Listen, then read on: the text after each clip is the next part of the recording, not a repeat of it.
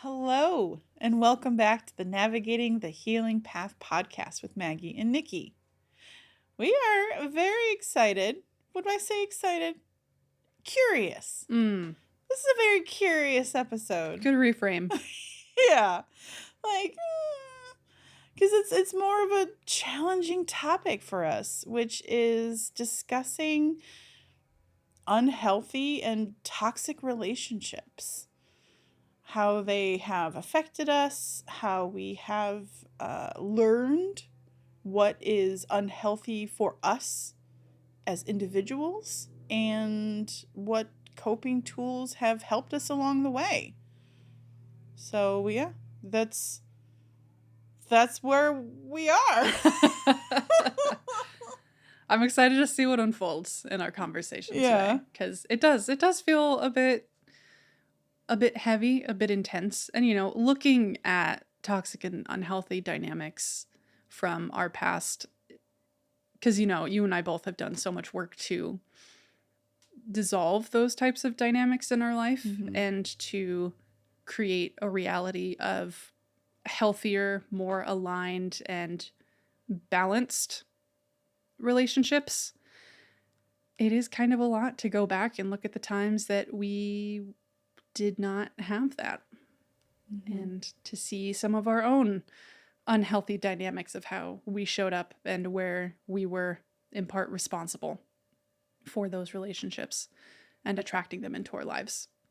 So yeah, could be heavy, but also, could also just be chill and explorative, as it usually is. So Well, excellent. Let's get into it.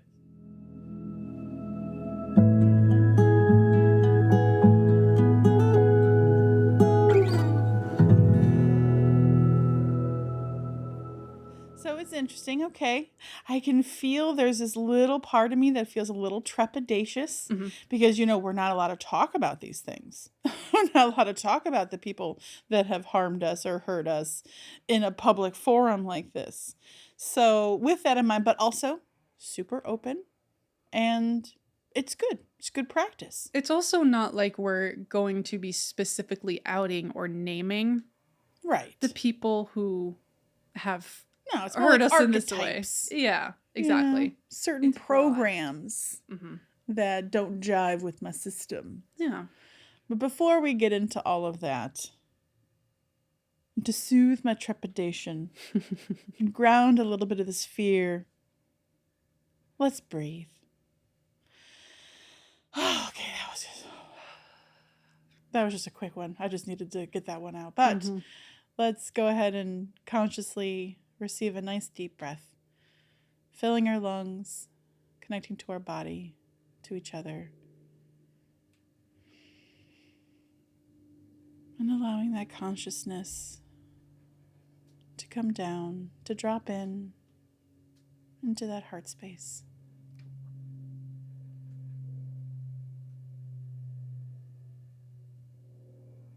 And another nice, deep, full, grounding breath, creating space for words and messages and all of our highest good.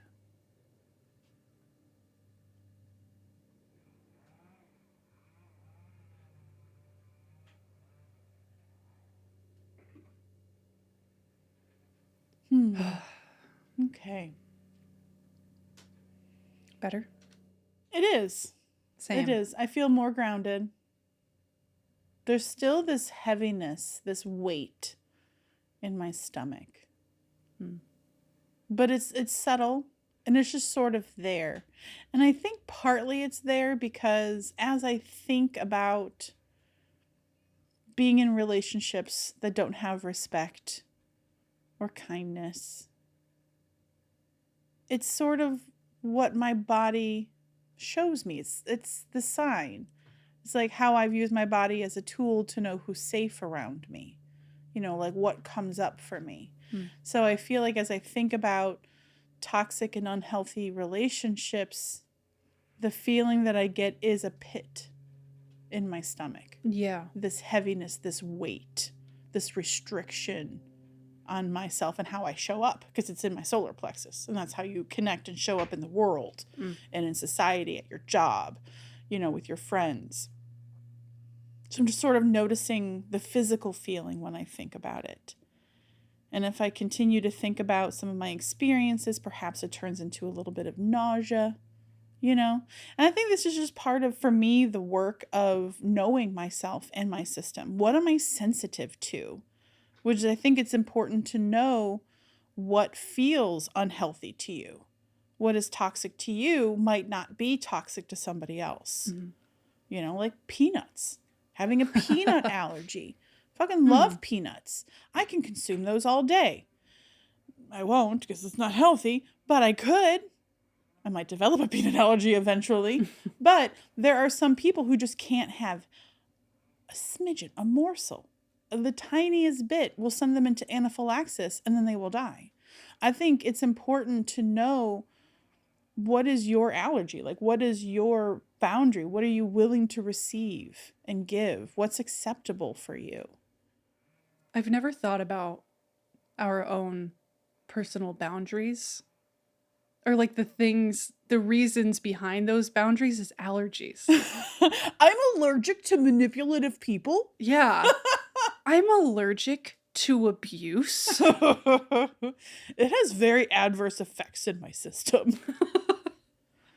It depletes my self-confidence and value. Yeah. Yeah, real It's interesting. though. Yeah. No, I love that as an analogy. And you're right. It is really different for every single person out there. We all have different wounds and different needs and different boundaries. Different sensitivities.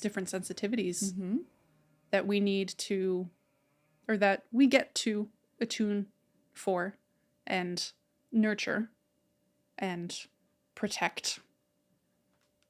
That we get to become aware of and to soothe as need be in our life if we choose to. Yeah. Oh, how do we want to kick this off? Is there anything coming up for you around this topic? I guess definitions. Although you kind of gave a broad one of what I guess toxicity and unhealthy behavior can feel like for you. But I don't know, any sort of definition of like toxicity or signs for it, or? Well, I mean, if we think of the word toxic, and the old movie comes back, like the thing about like the toxic swamp or something, like there's toxic waste, radioactive. It changes your DNA. Something that harms you, that's poisonous to your well-being, to your state of mind, to your confidence, and that depletes your power to heal and thrive. It's anything that takes away from the joyful essence of being alive. That tries to deplete you of your vibrancy so that it can feed somebody else's ego and keep them going and feeling good at your detriment. Conscious or unconscious. Right. Yeah. That's like a general kind of feeling that I have about unhealthy relationships. Yeah. It's one where you sacrifice your well-being for the comfort of someone else. And that, could be stemmed in codependence. That's a lot of where my toxic and unhealthy relationships in my life showed up from, was my codependence. And a lot of them flared that and poked at it and fed that program. Okay. Would you care to elaborate? Yeah, we can. We can. But I'd love to hear the rest of your... No, that was pretty much it. That's really the general feeling that I have. I'm sure there's a lot of clinical terms and there's like a lot of specialized phrases, but that's not where I really come from. It's more of like an energetic feeling. Right. Right? When I look at these things and talk about it. Because it's just so individual and unique. Like, for instance, I've talked about this. the pranks, right? When people play pranks on each other. Oh, yeah, right. Right? I can logically understand the humor. Mm-hmm. But for some reason, if I imagine myself in that particular situation, I get upset. Mm. Right? So it's not wrong. I'm never judging a behavior or anything like that as something that's wrong. I'm recognizing my particular sensitivities around that. It would not land right. Mm-hmm. I'm not the audience for that. I would rather have somebody prank that loves pranks, that thinks it's fucking hilarious, and then they go back and forth and it becomes a prank war. It's because it's something that brings them joy. Right. You know? Right. But your and body levity. And your sensitivity is not wired that way. It's not. Much to my chagrin. I love laughing. But I think because I was harmed so much. Mm-hmm. Growing up and being ridiculed and the butt of the joke, and it got wired in me where it was mean-spirited. And anything mean-spirited where I have to feel less than so they can feel more than, it doesn't sit right with me. So I just have a boundary around that. And I get, that's okay. I'm allowed. You are. It's just not your thing. It's not. So, to each their own. But it's important to recognize what you want in your life and what you don't. Mm-hmm. And if it upsets you to have pranks pulled on you, then hopefully the people around you are respectful and will take those shenanigans elsewhere to the audience and the people and the group where that resonates with them. Yeah. But I don't have to be that. Mm-mm. I don't have to take that. Yeah. And I think for us, that's been the ultimate goal is, we experienced those dynamics that did not feel good to us, that poked at our sensitivities, that were disrespectful, and that were not balanced energetically, where there just wasn't an equal trade and respect. But the goal, I think, for us and the work that we've done over the years has, like I said previously, just been learning how to let go of those relationships when they show up, learning how to guard and boundary ourselves as kind of that beginning coping mechanism, and to eventually, if we need to, say goodbye to those relationships, to open up the space to bring in a healthier, more aligned, more respectful, and balanced relationships. But that is quite the journey. It is, because you're born with a deck of cards. You grow up with the hand that you're dealt. Mm-hmm. And as a child, you can't change that. It is what it is, and you're going to have your experience. But as we grow and we learn ourselves, and we can trade in cards. We can return some, place them down. Can I get a couple more? Ask the universe, like, I'm gonna put these down and then give me 2 more. And then you just sort of see then what you're dealt. And you're like, fuck, that doesn't help me. So you got to shift and adapt again and let those things go. And it's just, it's a discovery of how your system is set up, what you like, what you don't like. And that's okay. It's valid. And yeah. I absolutely adore that analogy. I'm a card person. I'm a game person. That's so built into my family. So you're speaking my language. I never thought about life in that regard. It is very common to hear like you have the cards that you're dealt with kind of thing. But I really like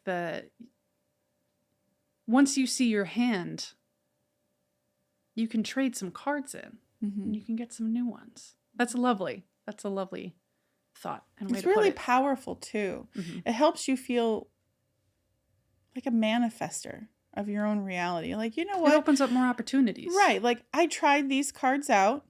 Not a fan. it's not working with the hand. I'm going for a flush and these aren't going to work with me. Let me just let those go and see if I can get more that are aligned and suited to me. Mm-hmm. And I think that works a lot with your environment and the people around you. Mm-hmm. And we hear this a lot. It's in your control who's in your environment. If you don't feel good around somebody and you begin to ask yourself, why? Why do I stay here? What are you getting out of it? What are they getting from you? And I think it's good to be more discerning on who you allow yourself around you, especially if you're a sensitive being. Mm. Finding what people are calling your people. Yeah. There's your people and not your people. Who's around you? Do you remember who your people are and who not your people are? Do I remember? How did it discern or figure out? Or how do you know who your people are and who your people are not? Hmm. And what does that mean to you?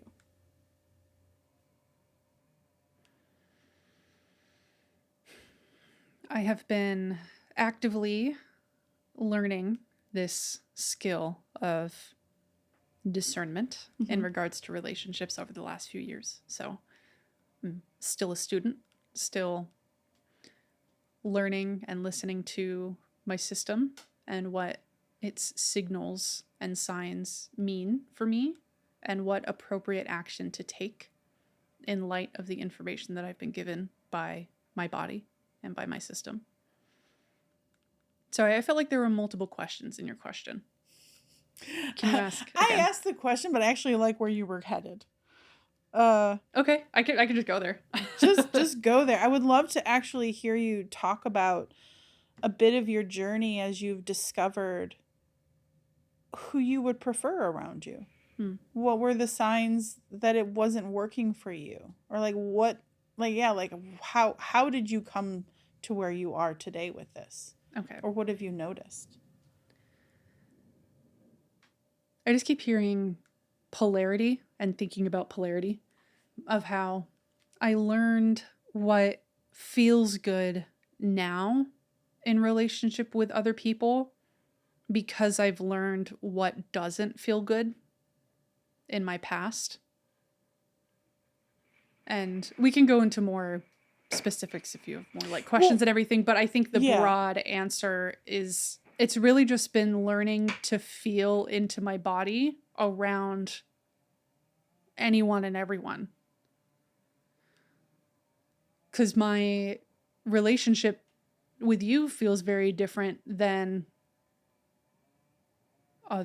most other people in my life, and my relationship with some of my different closest friends feels very different from each and every single one of them. And I'm fortunate enough to say that I do not feel like I have any true toxicity and unhealthy relationships in my life currently. I will say there is one in particular that I have had to temporarily set a firm boundary around because I am still discerning how the relationship feels in my body, and I haven't quite made a decision on one end or the other if what action I do need to take, if any, around it. It has been placed on hold, but all of the other relationships in my life feel very loving and supporting, or at minimal neutral. Yeah. Yeah. I guess I could say that more about some family. I guess maybe we're not super aligned and connected with each other at a deep core. Maybe we don't have a lot of things in common necessarily, but we have our middle ground and it's cordial and it's fine. It's all good. Yeah. But yeah, I think just the biggest thing that I've been focusing on that has been helping me discern and learn and move away from toxic and unhealthy feeling, or just like things that just don't feel right in my system. It's really just been learning to tune into my body and feeling and comparing different energies with each other. In summation, polarity. Well, that's actually what I want to hear more about is how do you feel, or what have you noticed, whether it's a program or a type of behavior or a person that doesn't feel good in your body? Like, what does that feel like? And what did you notice it connected to? Like you said in the beginning, you feel that pit in your stomach. It's kind of similar to how anxiety feels in my body. It's like that pulling down from the heart and creating a pit in my stomach. And just all of that just kind of ignites and just feels really icky, and often does ignite anxiety in me. I think my body feeling really anxious Is a sign around people is a big sign for me. Sometimes that can be a sign that my codependence programming is flaring. I do still sometimes have anxiety around certain relationships in my life that I do feel are like overall good, healthy. Like anxiety can pop up in all sorts of situations. But I think that one is really a big indicator of I don't think I feel safe around this person. And a lot of just fatigue and like energy draining is another big sign for me. Like if I end up really exhausted after hanging out with someone, I think sometimes that can be a sign that maybe they've... It was unbalanced. You gave more energy than you got. Yeah. So you were depleted. Yeah. And again, that can arise in other situations. Sure. But yeah. I'm also really being taken back to high school, because high school was where most of my toxic and unhealthy friendships, and I guess you could call them romantic relationships. I still like to say that I haven't really genuinely been in a relationship, just because the foundation of the experiences I've had have been incredibly unhealthy and very unconscious. And so I don't feel like I've actually been able to show up yet in like a real, in a real relationship. And I get to like actually put my best foot forward and, show up for it. Because just a lot of my dynamics were, unconscious, and it was just really not great. I'm having resistance about talking about any of those, but those have caused me and created a lot of pain. I feel like I actually haven't shared a lot of those experiences with you, but high school was not great for me.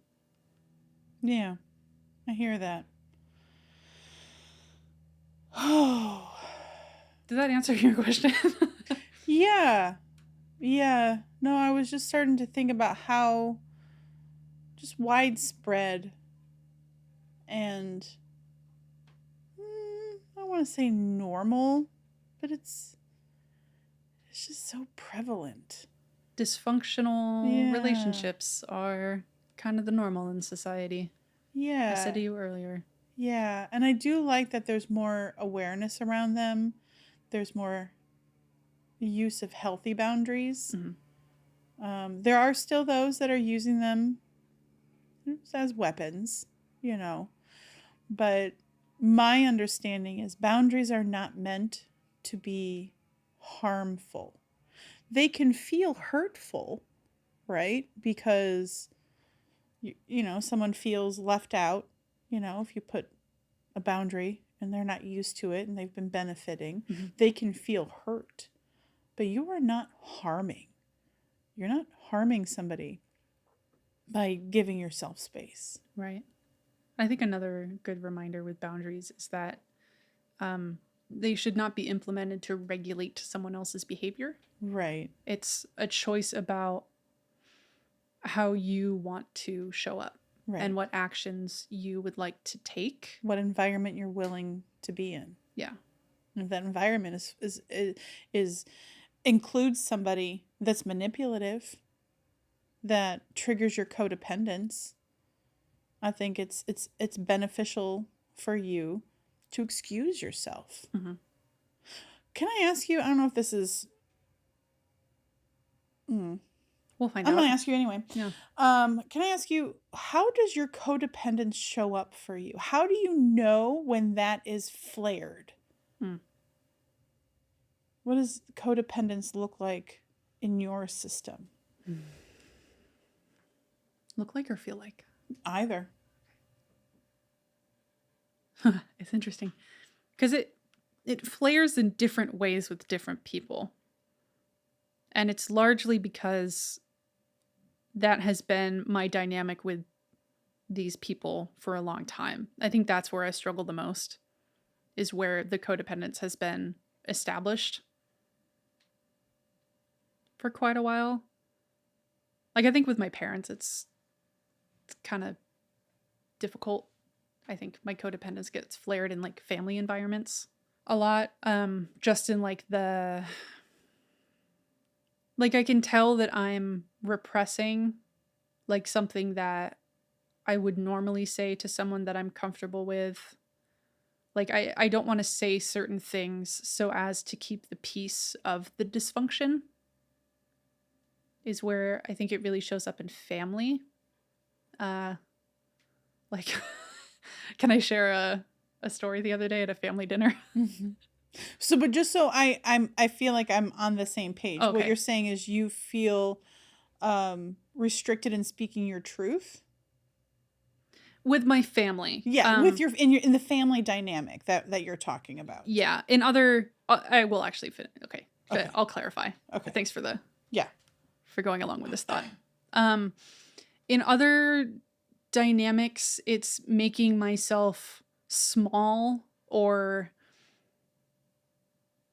not communicating my needs because it would upset the other party, or I know that they would not receive it well, and so I shove it down so as to not create conflict, because I've had a history of being like, my programs are conflict avoidant. Mm-hmm. They do not like conflict.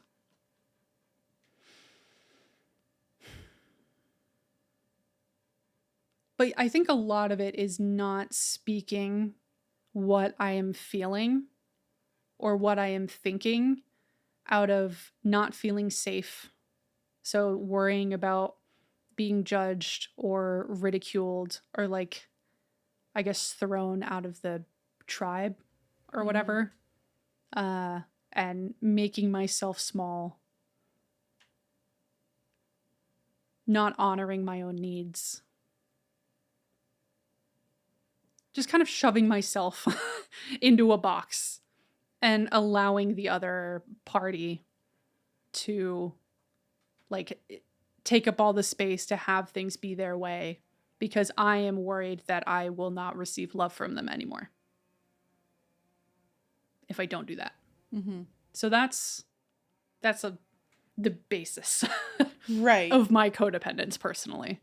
Good, nice self-awareness. Thank you for the question. It's a wonderful time to reflect. Because it is good to know what your signs are. How do you know when this program that no longer serves you, because you used it for so long and you felt like crap, right?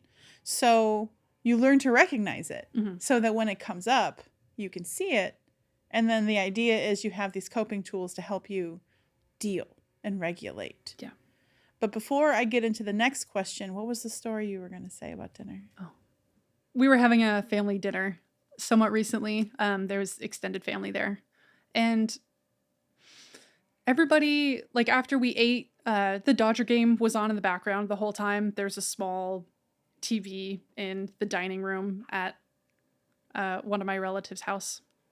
And everybody in this side of the family loves to watch the Dodgers and to watch sports that is part of, I guess, how they spend time together. And I don't mind occasionally watching, but I just noticed that a bulk of the evening, even though like these are family members that I really don't get to see very often and that they don't get to see each other very often, there's just it just feels like everybody just kind of checks out and just watches this game. And I was in a position at the table where I can't even see the TV. Like, so I just decided to sit there and just like feel into the energy. But I just felt immediately so tired and drained. And I'm like, why are we all here? Like, I really wanted to be like, because one of my family members was asking like, oh, Maggie doesn't seem interested in baseball at all.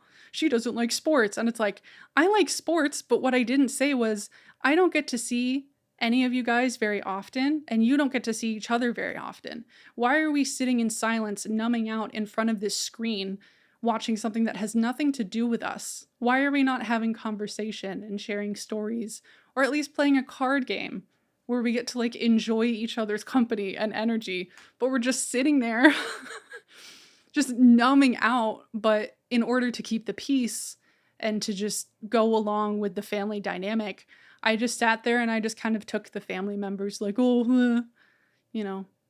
Were they chiding you a little bit? Kind of. They have this pattern of, you know, they like to poke fun a little bit or like notice when I'm being quiet or just like, there's a bit of that. And usually I just decide to bite my tongue because I feel like I could out a lot of things.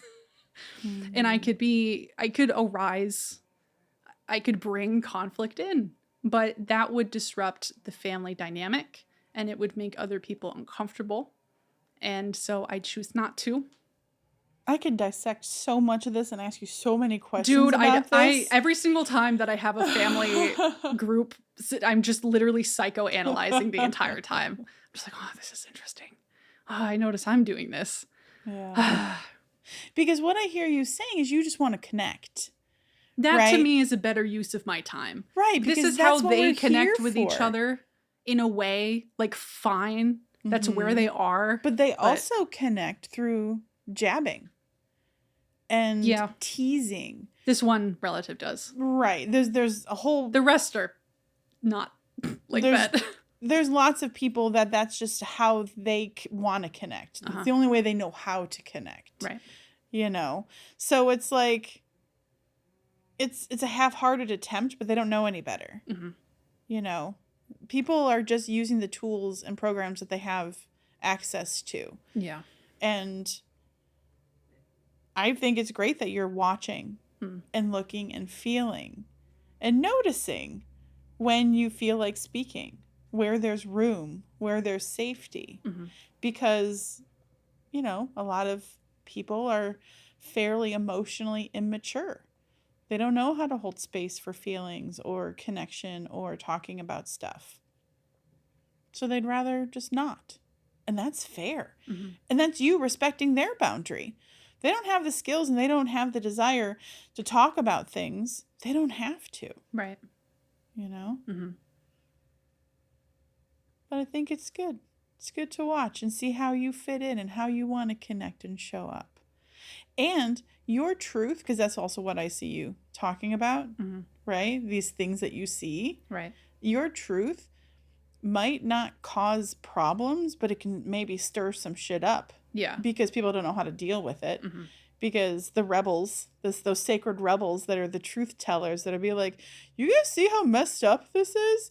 And then people get mad at you. How dare you tell us this is wrong? This is how it's been done for generations. Who are you? You know, but it has its risk and rewards. It just depends on your audience and who's in front of you and how they're able to take it. But it's also not your responsibility. You know, you don't necessarily really need to censor yourself. You can just have fun with it too. Say shit, see what happens. Oh boy. Maybe give me a couple of years for that one. That one makes me nervous. My system doesn't like that. I get that. You want me to be the shit stirrer? That's some advanced work right there. Whoa. Purposeful shit stirring? Not really. It's more like I'm just going to put this truth right here and just see how people respond to it. I don't know that that's quite in line with me. I really respect, is respect the right word? Part of me admires the people that can do that. Mm-hmm. I feel like I would rather... You're more gentle. You're not a bomb thrower. Yeah, no. You're more of a, let me just show you. Yeah. Maybe like when I have some more growth and courage in this, I feel like maybe I would be like, if that particular relative poked again, I'd be like, oh, yeah, I'm not that I don't like sports, but I feel a little disconnected from everyone at this current point in time with the distraction of the TV. And I would like to cultivate a deeper connection and quality time.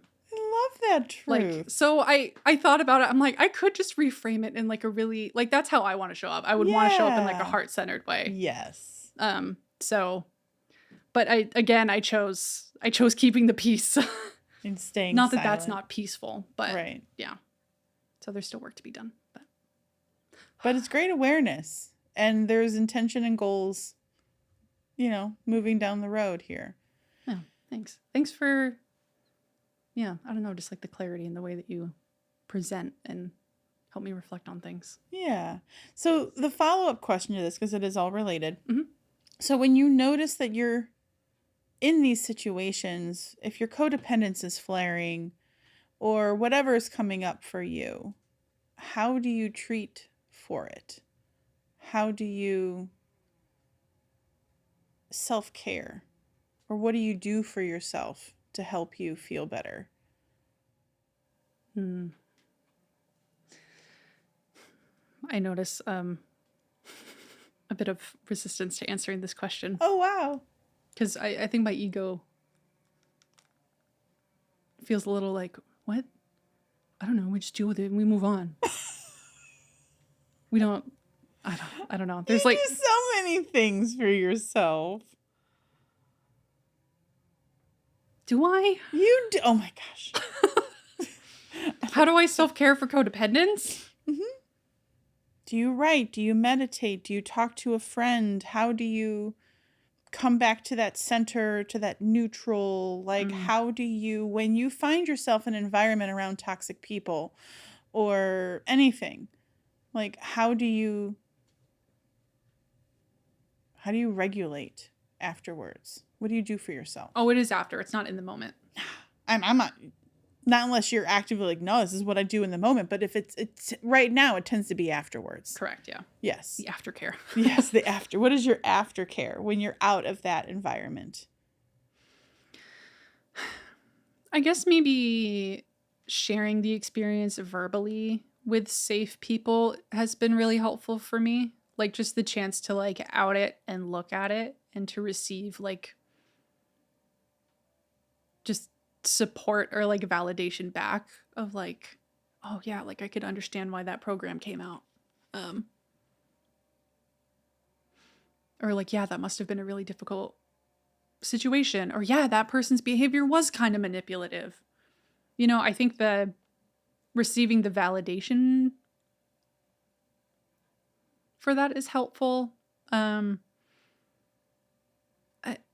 I don't know. It's weird to answer because I feel like the aftercare, I'm still learning, and different triggers and situations call for different things and different things over different periods of time. Yeah. And this is what you're working on. Yeah. Like one particular relationship for me that I've been navigating and feeling more into, that there was a lot of journaling over the years. A lot of talking things out with people, with different groups of people to see their perspectives. But I guess at the core of these things, it's really just allowing space for the codependence, like whatever part of my ego was like triggered or like whatever it felt it needed to be in that moment for someone else. I guess just allowing that part of me to speak or to be seen or to be heard. has usually been enough to be like, oh, okay. I guess my value doesn't lie in trying to make everybody else around me happy. Like, it's a really long-term kind of thing where it's like each time, like, I get that validation and that reminder of like, okay, I don't have to show up in this way in order to receive love. I can simply receive love by just existing. Like, I don't have to surround myself with certain types of behavior. I don't have to accept, the poking and prodding from someone if it doesn't resonate with me. And yeah. Okay.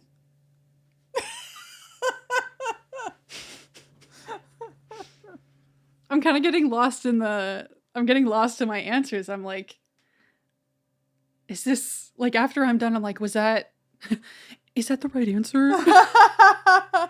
Is that correct? But thank you. Thank you for the space to look at this and for the questions. And the chance for me to practice speaking and taking up space. Of course.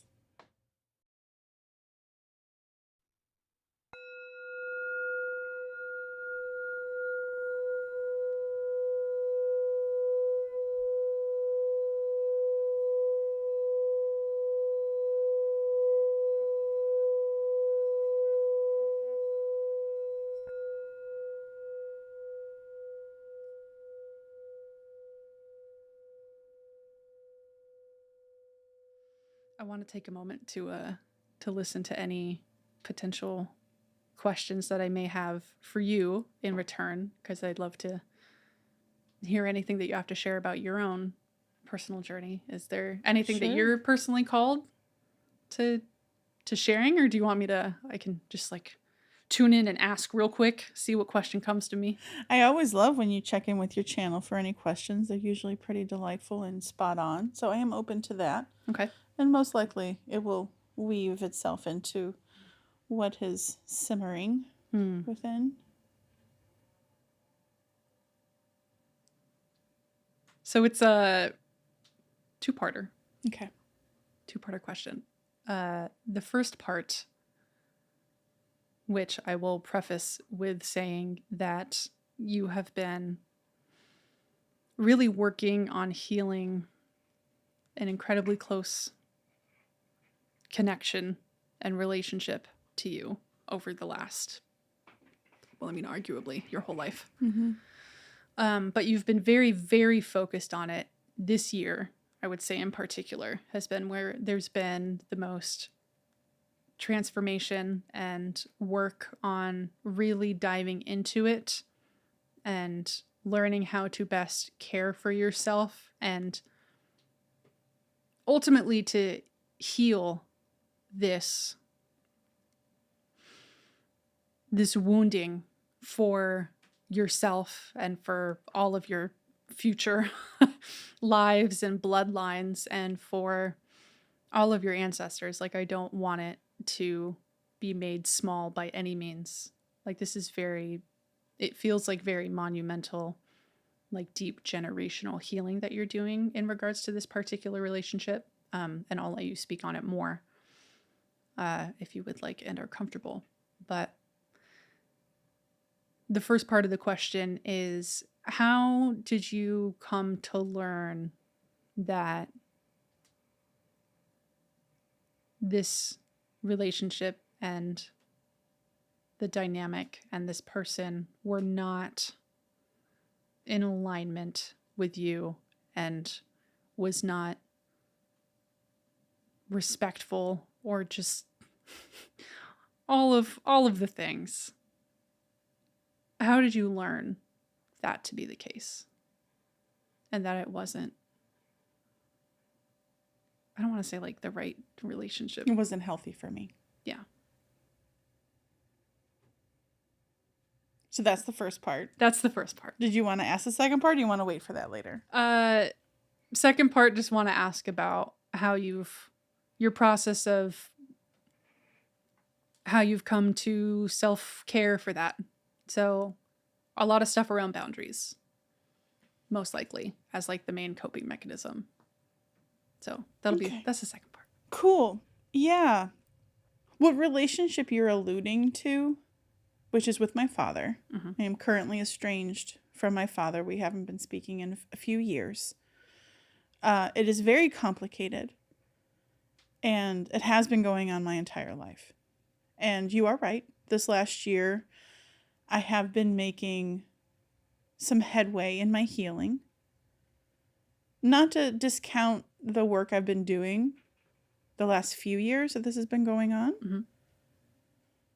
But I think the difference this year is I actually started to reach out for help, like actual professional help. Mm-hmm. So to get to the first question is, how did I come to realize that this relationship was not working for me? That has always sort of been the undercurrent and fear involved, around this. I didn't really start to see it until like 5 years ago, though, as I work on my awareness and my boundaries and what feels good and who I want in my environment and how I want to show up. And the amount of abuse and the amount of hurt, though, took me about 40 years to see for what it really was. Oh, it's so funny. My mind's just like, why are you talking about this? And it's trying to shut the thoughts down. Understandable.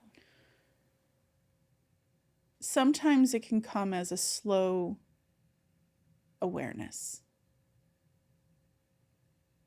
And there tends to be a breaking point when there's a bunch of little things, little hurts over the decades. Something so small and innocuous can just be this little thing that just tips you over the edge, and then you say, no, I'm done. I tried for a long time to communicate my boundaries and ask for the respect and ask for the reach back, or like my needs to be met. The balance. Right, to balance it. Because it felt like it was always on me. And I just started to notice more and more often it wasn't feeling good. I was feeling bad about myself. I'm not good enough. So I increasingly became aware, especially once I started my transformation work and learning really how to hold boundaries and communicate and have my feelings and express them. Shocker, when I'm actually having them. That was a challenge. I'm still working on that one.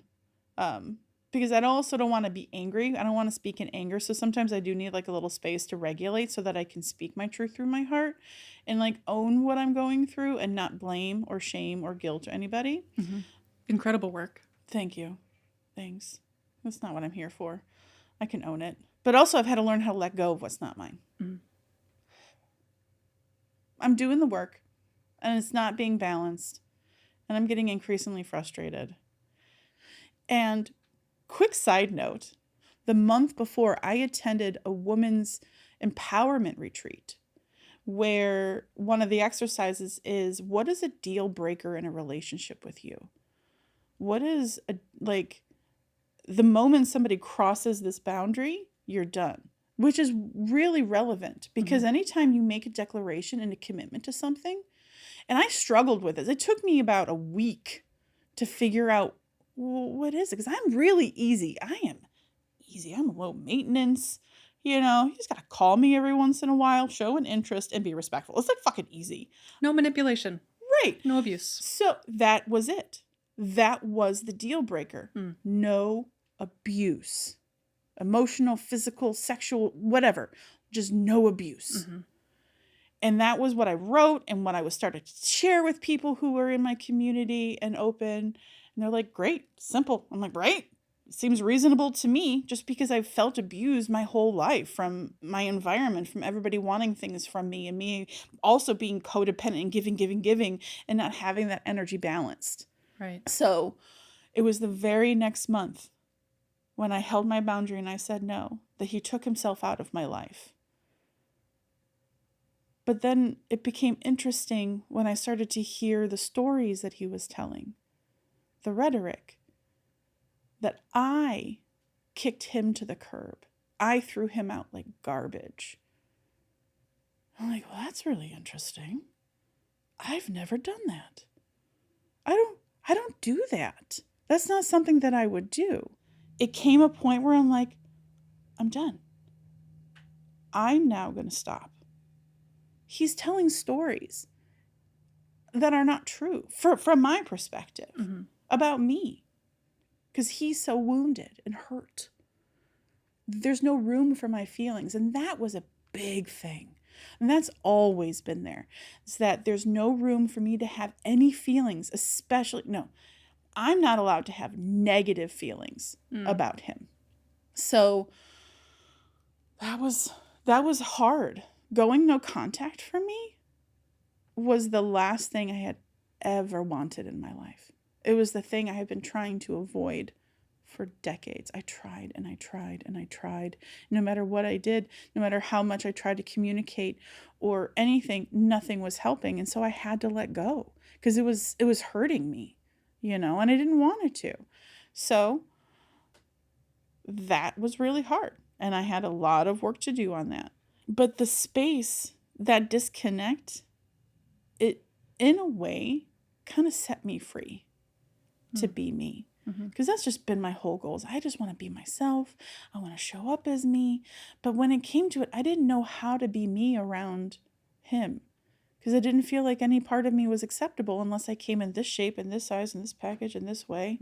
So that it was pleasant for him. So I gave him all. I would dote. I would love. I would just adore him as my father, and just all of this, and just outpouring. But it did. It took me a long time, but it gave me a lot of time to reflect. I journaled like a motherfucker. I got to practice releasing my anger because all of this shit happens to help you heal. And it was hard. And then I got to this place earlier this year where I'm still really frustrated because I'm trying so hard to heal from this. And I keep butting up against resistance. I'm like, I don't actually know what to do. And so a few weeks ago, or I think it was last month, I found this workshop. I had followed this guy, shout out Matthias Barker. He's a therapist. I found him on Instagram. He's friggin' great. He's so soothing. I love his voice. And he has such lovely things to say. And he was offering this workshop in repairing broken bonds. And I'm like, fuck, I don't even know how to do that. How do you do that? What's this about? And he gave some ideas and how relationships become estranged. Because I don't have the skills to fix this. I've tried. I tried the best I could with what I had. And I got to this point where I'm like, I need more. I need more. And then that's when the opening came, and that's when I found it. It terrifies me, but it also is really great because I'm finally in this community where, one, I can speak my truth, where I can share my story in a safe way and gain skills in this.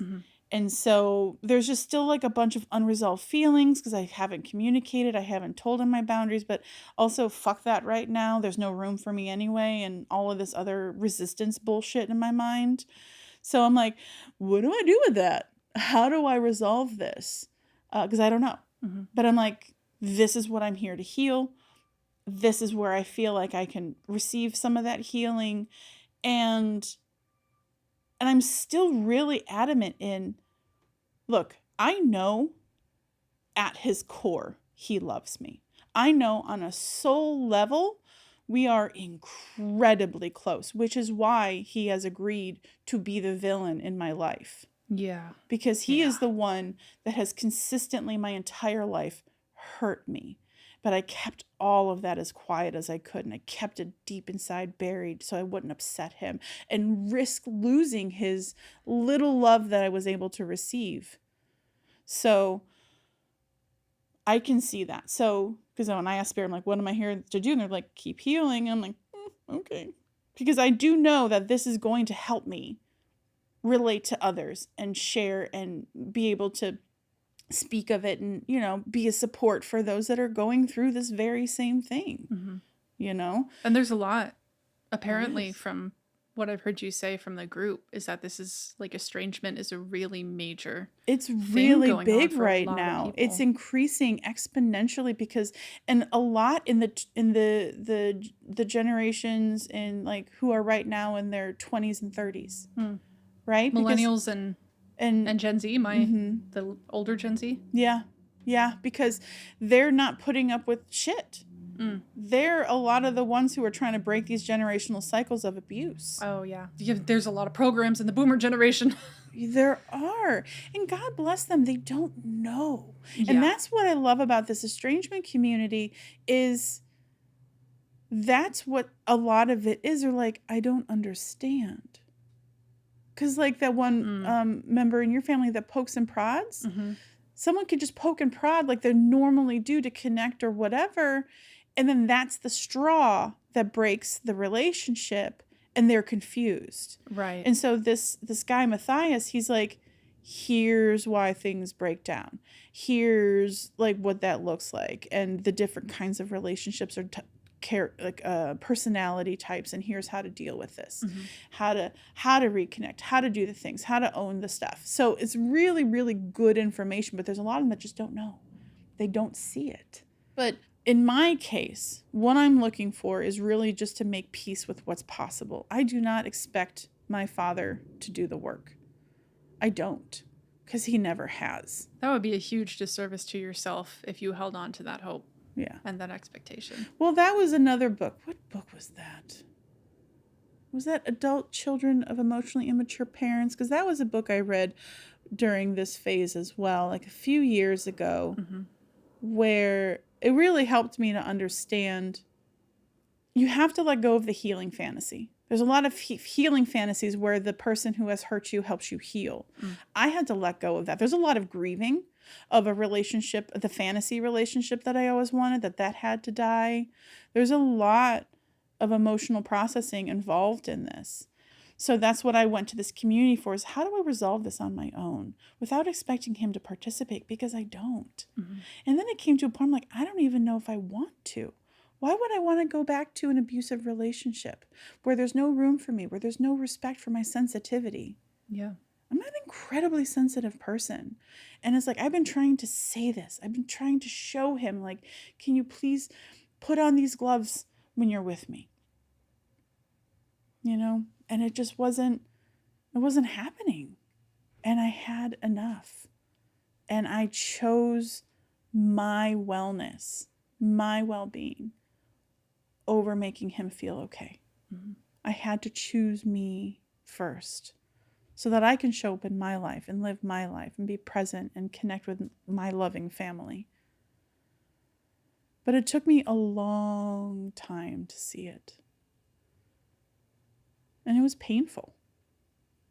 Nobody wants to look at their parent as their biggest abuser, you know?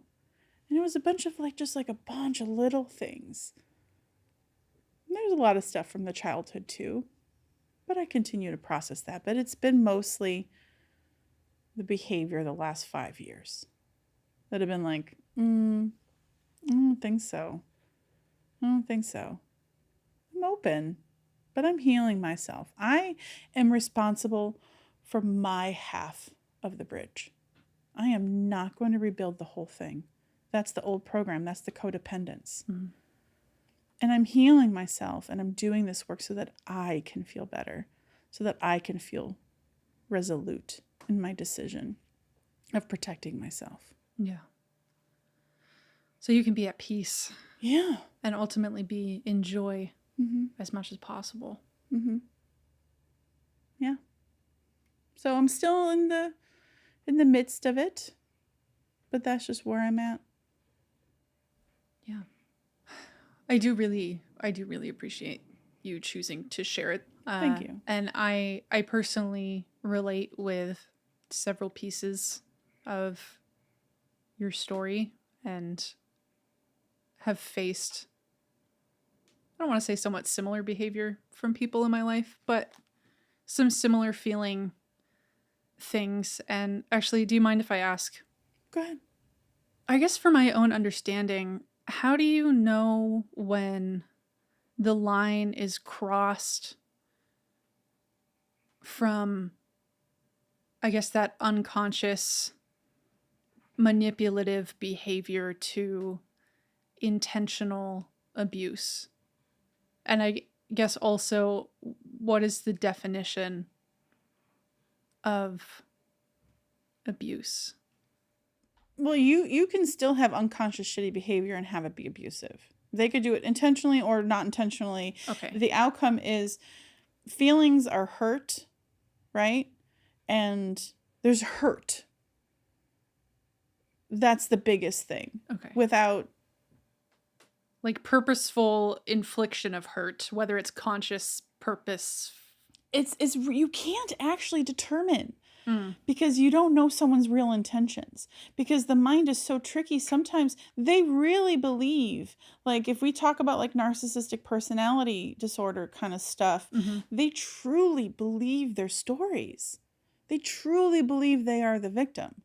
So it's hard to really say and discern what is on purpose and what is not. Time and behavior patterns, it's really about cycles and patterns. Right? Okay. But I felt it.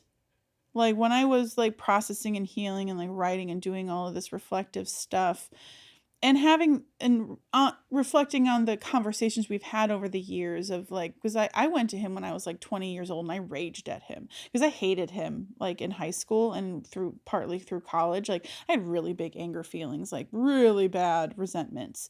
And I finally, because I was a psych major and I was having I had like a flashback. I've had like all of this healing stuff going on. And I went to him. I'm like, you know what? You're going to get it. You're going to get my rage. You're my father. You must sit there and you're going to take it. Right?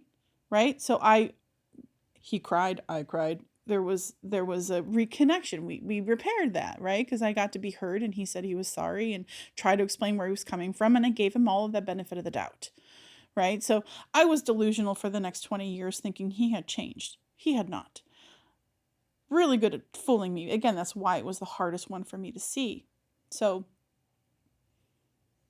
giving him the benefit of the doubt that he was young and foolish and just didn't show up as the father that I really needed, to now feels willful because I know I talked to a couple of his sisters about this because they actually asked me, right? That's how I know when there's openness, is when people actually ask me. If there's statements, there's no openness. They're trying to tell me something, control my behavior, tell me what to do. They were all trying to get me to write them a letter. I'm like, no, I'm not. That's me doing all the work. No, thank you. But there's just a boundary. No, thanks. So I know what the stories he was telling because they were sharing with me. And they were all, especially the matriarch, his eldest sister, was like, children are allowed to have their feelings. They're allowed to express them to you. You just have to listen and just try to see where they're coming from. And he refused. He refused flat out to talk to me. He's had plenty of his siblings try to support and listen, but he's just out there just talking shit. So that to me became, conscious or subconscious, willful. He was doing this behavior on purpose because his feelings were bigger than my feelings. His hurt was so insurmountable that he will never recover. These are the stories that he's telling himself. And other people. So this to me became on purpose. And that's where this new anger is coming from. So I'm like, I don't want to judge, but the angry part of me does. But I also completely get it. This is also really confusing, right? When you totally 100% see where they're coming from. You understand the programs. You've been studying the family around you. When you can put yourself in their shoes. Like, fuck, when they like, do not deserve to have get it. The other, I get it. Yeah. I really do. And I feel for you. But I am not willing to sacrifice myself for anyone's comfort. You don't like my truth? Don't ask. That's it. Don't ask for it. And I won't give it to you. I'll just keep it to myself because that's my business. Yeah. Okay. That's helpful. That's helpful for me to use and distinguish. I guess a good way to gauge it is if you have repeatedly expressed certain needs or boundaries in a relationship and they actively Disregard ignore it. Mm-hmm. and disregard them, then that's usually when that's probably a sign pointing to more abusive behavior. Yeah. Yeah. You know, because Whether, again, like you said, conscious or unconscious. I think I kind of had this idea that it's all intentional hurt. no, I know. I know the mind wants to do that, but I Yeah. do think some of it is because I accidentally have hurt people with my anger or That's my fair. feelings. You know, that's But that's never what I accidentally. wanted. That's not intentional. Right. Yeah. Right.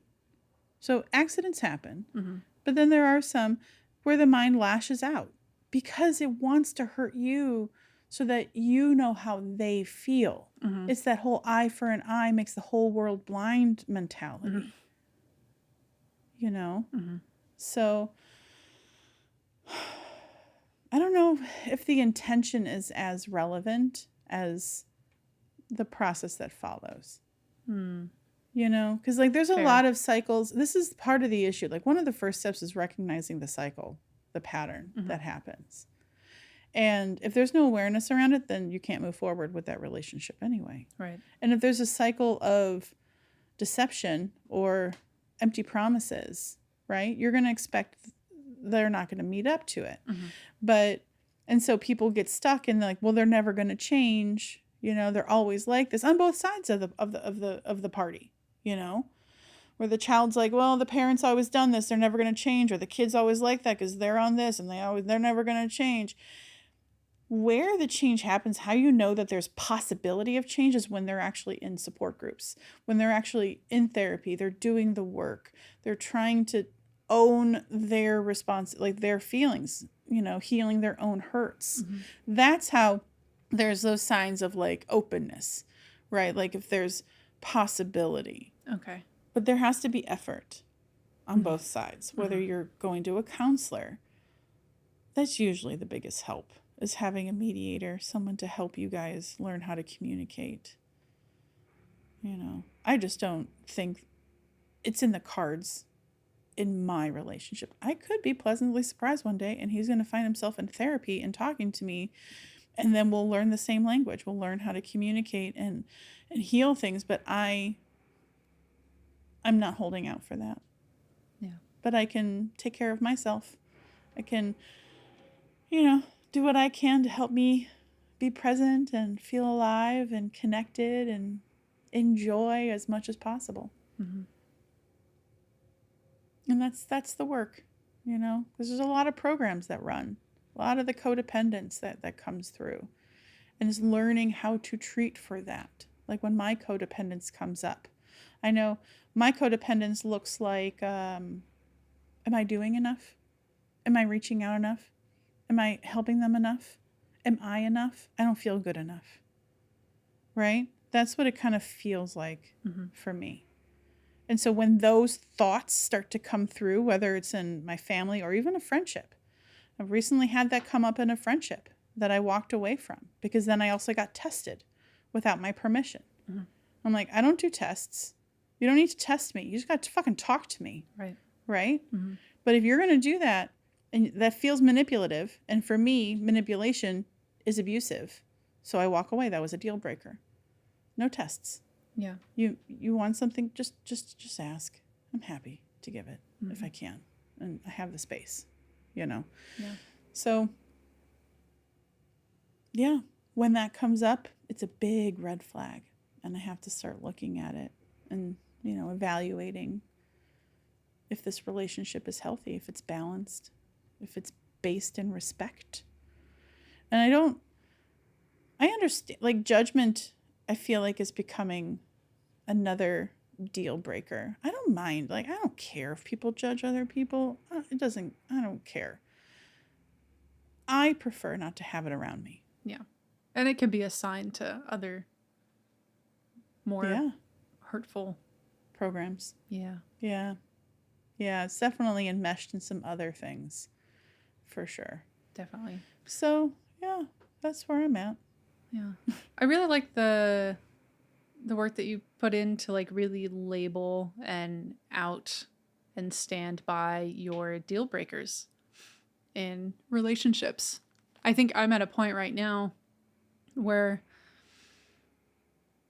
I really do feel like I get to decide what type of relationships I want to bring into my life now. And I think setting that foundation and the boundaries now, before I meet new people or if I start dating people, to have those like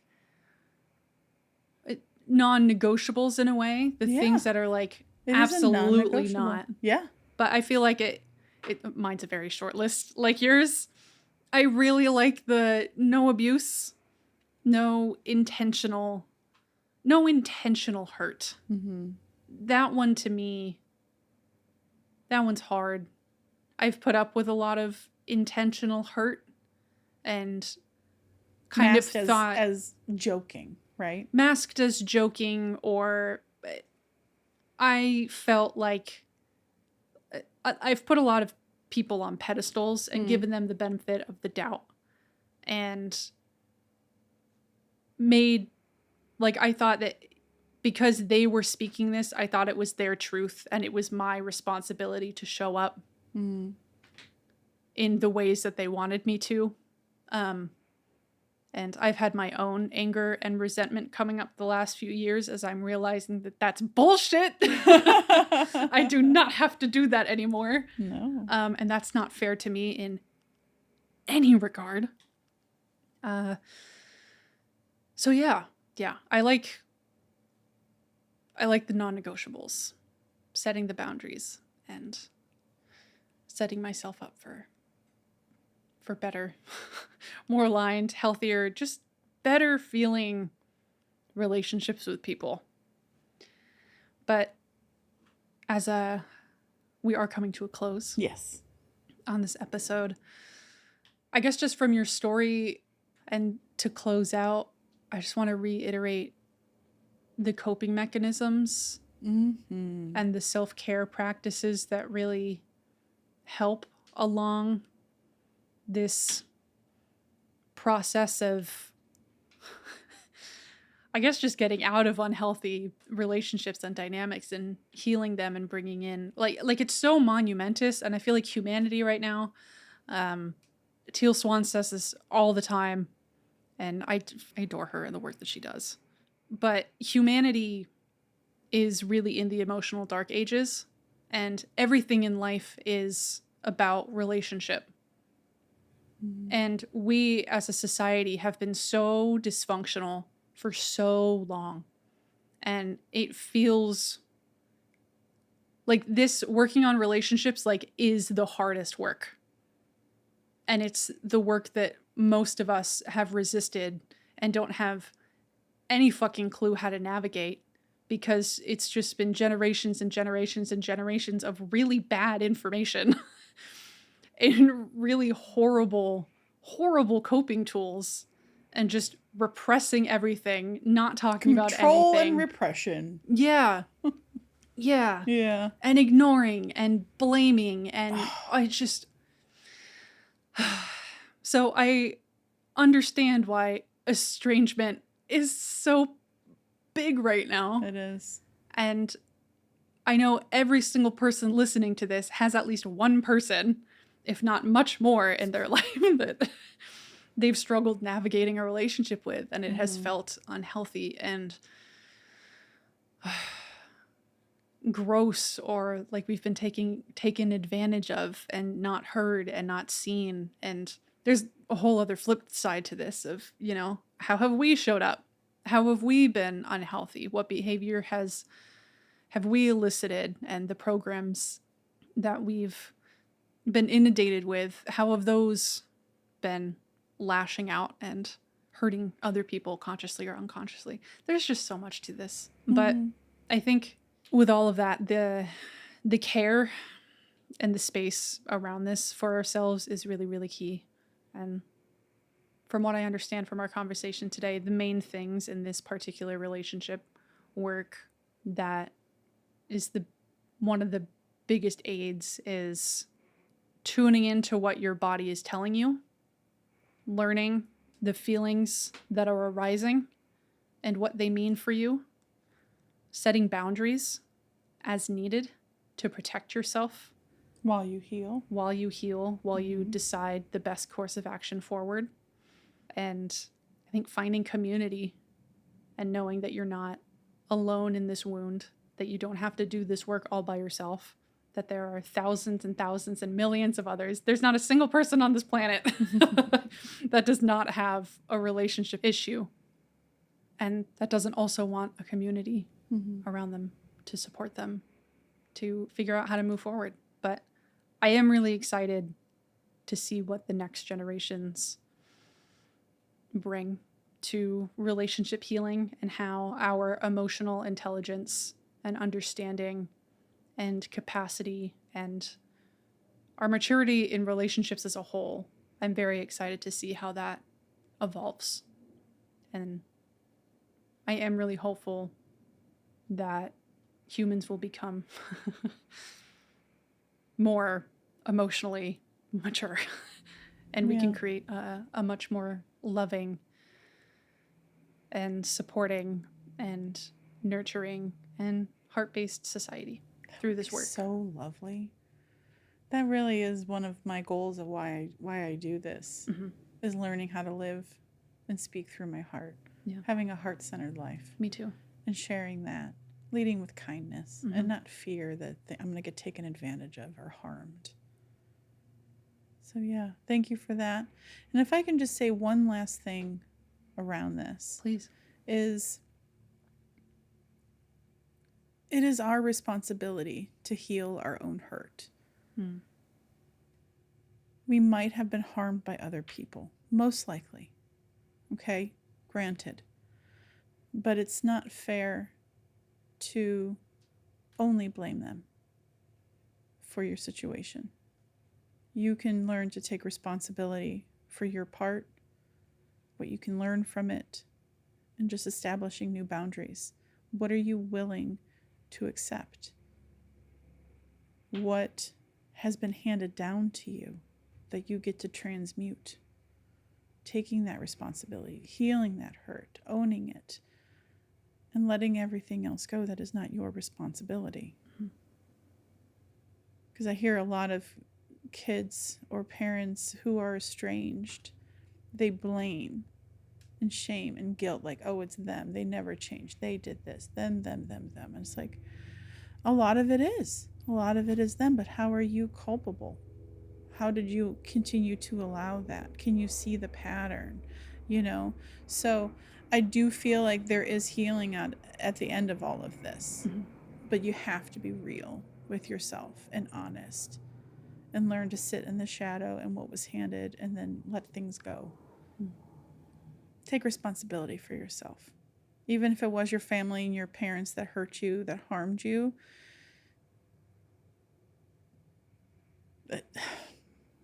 Yeah. I get it. Yeah. But you don't need to hold on to that. That's only hurting you, is all I'm trying to say, is with this. You're only hurting yourself. So heal that shit. Anyway. That's a very important note and reminder. Like, I don't blame him necessarily for how things have turned out. Because if it wasn't meant to be this way, it wouldn't have been. If it wasn't meant to play out this way, it wouldn't have. Yeah. Like you said, it's in the contract. It is. This is in my highest good. I don't know how to do the repair work. I don't. I haven't seen that demonstrated. That's a fantastic skill to acquire. It is. For the rest of your lives that you live. My God. Like how to have, not confrontational, but having difficult conversations. Emotionally charged sometimes, and learning how to regulate in that so that you can remain open. Because that's what emotional maturity is can you have your feelings at the same time as somebody else and see it from their perspective? Yeah. Boom. Good work. So I can see how this is for me. I can see how I needed to go through this to get a particular set of lessons and skills. Yeah. I can accept that. Mm-hmm. So this is my responsibility, and I choose what I'm doing with it. And then I'm going to use it for myself so I can feel better. And then if anybody else wants it, I will be so happy to share some insights or materials or resources or just validation of, yeah, that fucking sucks, doesn't it? It hurts. Tell me about it. Giving them space to tell their story. Oh my God, that's so healing. Mm-hmm. Anyway. Yeah. Oh, thank you. Thank you for this one. I wasn't expecting all of that, but this was the best it could have been, I think, for me. I agree. Yeah, I really loved how this conversation unfolded today and everything that was shared. And it's all just super helpful for me to hear just someone with more experience and arguably a much more intense and challenging relationship, because I don't know, I just feel like you've helped me navigate my own stuff and relationships that aren't feeling right or respectful or aligned for me, and fucking support. I feel like we just keep ending these with like, find community, find support. Yeah. Find your people. Mm-hmm. So thank you so much to all of the listeners for tuning in to today's conversation.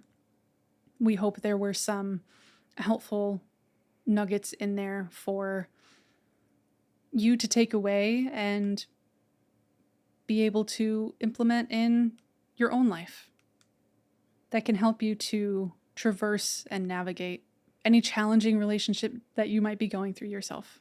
And if you are interested in tuning in next week and joining us again for our drumroll pre-season finale episode, the topic will be detachment and letting go, which feels very apt and very aligned and just a nice progression of some of the heavier things that we've been talking about in this season 2. Mm-hmm. So yeah, we would be honored if you came back and listened to that. And if you are looking for more content from us in the meantime, you can find us on Patreon. We have special exclusive content over there. Link in the description below, as always. Otherwise, you can find us at patreon.com/NTHP podcast. And until next time, we hope you have a fabulous week. Blessings.